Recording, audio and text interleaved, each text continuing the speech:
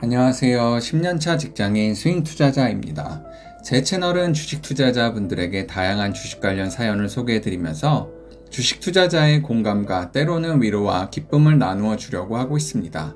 자, 오늘은 전직 증권사 직원이 드리는 주식 조언 2부를 가지고 왔습니다.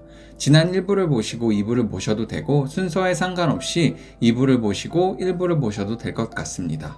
그럼 시작해 보겠습니다. 8번째. 어느 정도 공부는 필요합니다.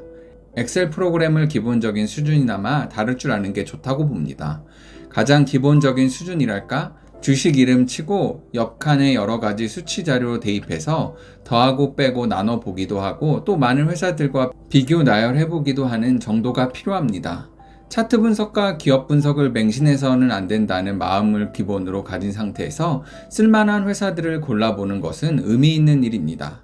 좋은 회사가 꼭 수익을 내주는 것은 아니지만 엄청난 실패를 막아줄 가능성이 크므로 장세가 전체적으로 쉬어가는 분위기일 때 소일삼아 엑셀 등을 이용해서 기업들의 현황을 한번 체크해 보는 것입니다. 그런데 역시 이쪽도 너무 심취해서 깊이 들어가는 것은 좋지 않습니다.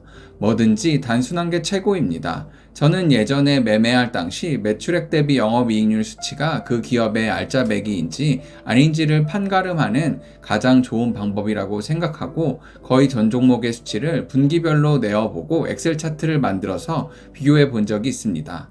해당 기업의 알짜 수준을 알게 됨과 동시에 해당 산업의 평균 수준도 알게 되고 이 산업은 빛 좋은 개살구구나 하는 것도 알게 되었고 특히 분기별 차트를 만들어 감으로써 우량했던 회사가 점차 이익 구조가 나빠지는구나 하는 흐름도 느끼게 되었습니다. 이 엑셀 분석법은 당시 지점장님한테 보여드리고 격찬을 받았던 기억이 납니다.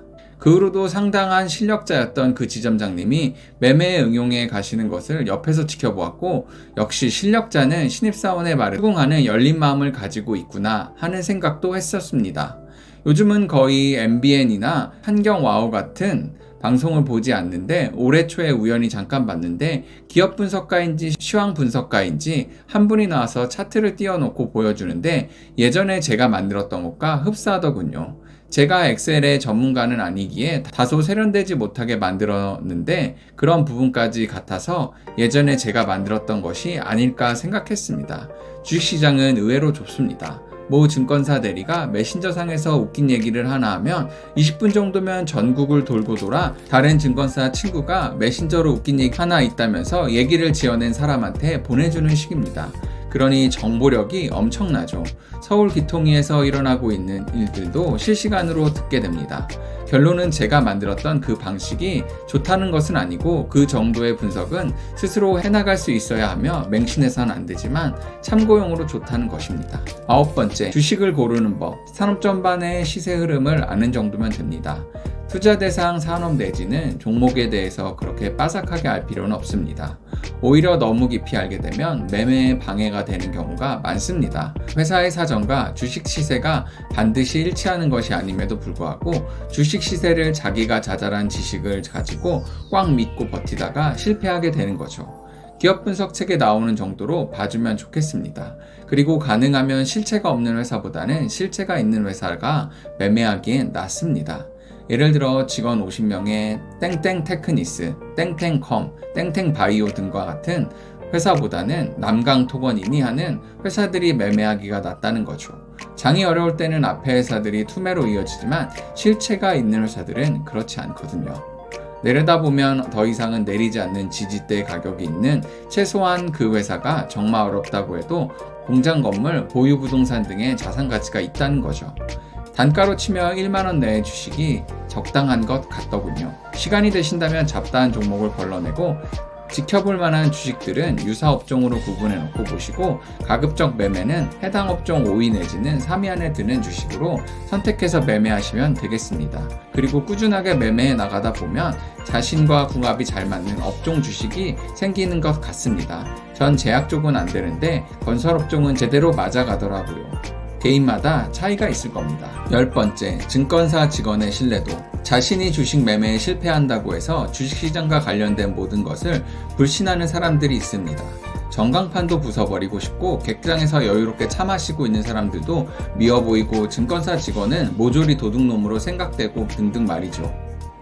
모든 것을 남 탓으로 돌리는 그런 이기적인 본성 때문에 겸손하지 못해 주식 투자에 실패하게 되는 것을 자각해야 됩니다. 증권사 투자 상담사 직원들은 좋은 사람들이 대부분입니다. 개인 투자자들 중에 몇 년 주식 매매해봤다고 아주 잘난 체 하시는 분들도 계시는데 그런 분들 말씀보다는 증권사 직원 한마디가 훨씬 신뢰도 높다고 생각하십시오. 같은 기간에 매매를 했다고 치더라도 매매 횟수가 일반 개인보다 몇 곱절 많기에 성공과 실패의 경험이 풍부합니다. 또 해당 회사를 대표하기에 책임지지 못한 말은 쉽게 내뱉지 않습니다. 일반인들 중에서 이렇게 생각하시는 분들이 많을 것 같습니다. 직원들은 수수료 때문에 일반인들한테 자꾸 매매를 부추긴다는 말이죠. 대다수 그렇지 않습니다. 어떠셨나요? 이분은 증권사 직원의 입장과 고객의 입장에 대해서 이야기를 많이 했는데요. 영상이 너무 길어지는 것 같아서 이분은 이쯤에서 끊고 다음 영상 제작하여 올리도록 하겠습니다. 3부는 매매에 관한 주제가 주로 다루어질 예정입니다. 영상을 보시고 도움이 되셨다면 구독과 좋아요 눌러주시고 다양한 의견 남겨주세요. 감사합니다.